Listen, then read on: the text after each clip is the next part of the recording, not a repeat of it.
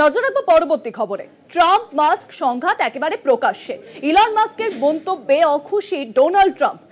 প্রকাশ্যে এবার সমালোচনায় ট্রাম্প, তিনি হতাশ। প্রকাশ্যে যেভাবে সমালোচনা করেছে, এরপর সম্পর্ক বজায় থাকবে কিনা তা নিয়ে প্রশ্ন উঠছে। ইলনের সঙ্গে এবার বিরোধিতা বাড়বে। কি বলেছেন মার্কিন প্রেসিডেন্ট ডোনাল্ড ট্রাম্প, শুনবো।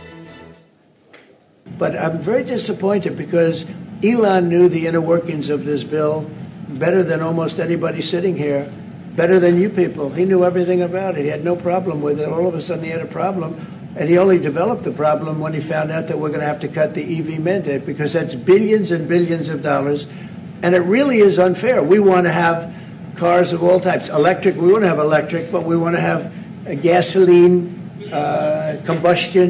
We want to have different. We want to have hybrids. We want to have all. We want to be able to sell everything.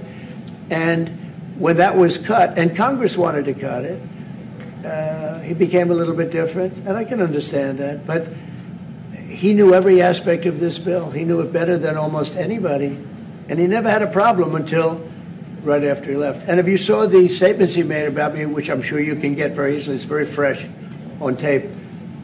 He said the most beautiful things about me, and he hasn't said bad about me personally, but I'm sure that'll be next.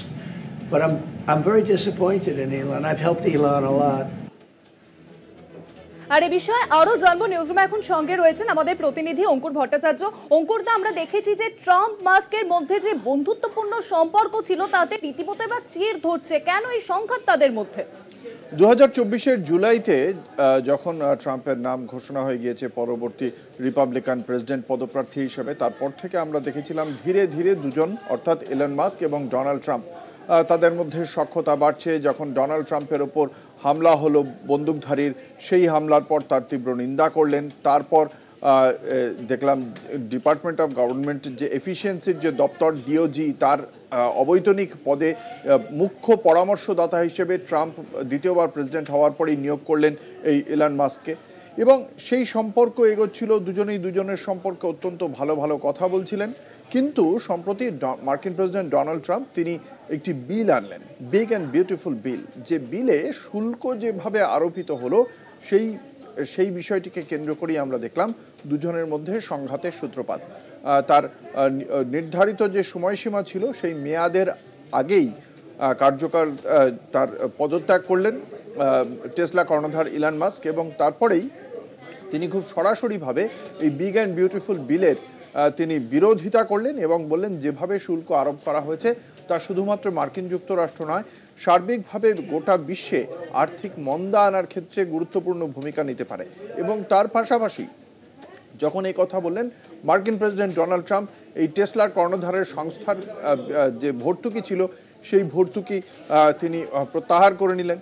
তার পাশাপাশি এই সংস্থার সঙ্গে সরকারি যে চুক্তি রয়েছে, সেই চুক্তি প্রত্যাহারের হুঁশিয়ারি দিয়েছেন ডোনাল্ড ট্রাম্প।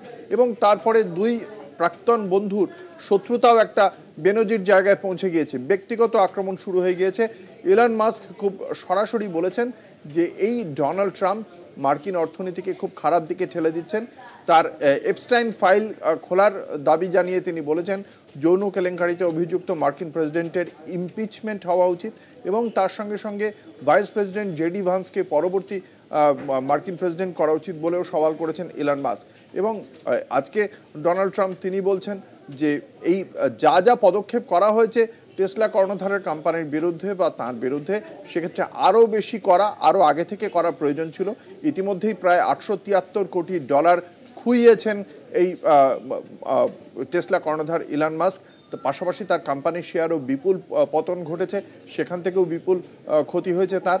এই পরিস্থিতিতে দুজনের এই সংঘাতের ফলে আগামী দিনে মার্কিন অর্থনীতি এবং বিশ্ব অর্থনীতি কতটা প্রভাবিত হয়, সেদিকে সকলেরই নজর রয়েছে। শুভাঙ্গী, অনেক ধন্যবাদ। যে খবর সামনে আসছে যে ইলন মাস্ক এবং ট্রাম্পের মধ্যে বিরোধ, তিক্ততা যেন বাড়ছে। ইতিমধ্যে সোশ্যাল মিডিয়াতে একে অপরকে তারা ব্যক্তিগত আক্রমণ করতে পর্যন্ত শুরু করেছে।